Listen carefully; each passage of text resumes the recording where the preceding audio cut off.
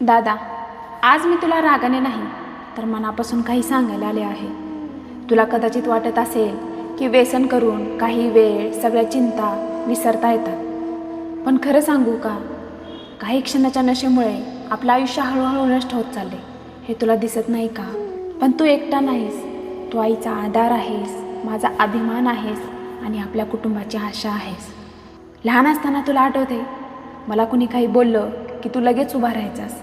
आज मला तुझ्यासाठी उभा राहावं लागत आहे, कारण माझा तोच मजबूत दादा आज कुठेतरी हरवून गेला आहे. पण खरं सांगू का दादा, परिस्थितीपासून पळ काढण्यात कसलाच पुरुषार्थ नसतो. खरा पुरुषार्थ म्हणजे परिस्थितीशी 2 हात उभा करून राहणं.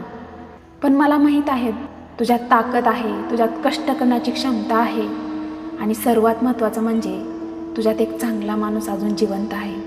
व्यसन करून काहीच मिळणार नाही, पण तू स्वतःवर विश्वास ठेवलास तर सगळं काही मिळू शकतोस. आम्हाला तुझी गरज आहे दादा.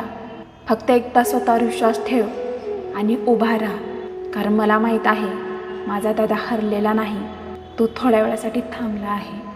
थोडंसं स्वतःकडे बघ दादा आणि बदलण्याचा प्रयत्न कर, कारण आम्हाला तुझी खूप गरज आहे.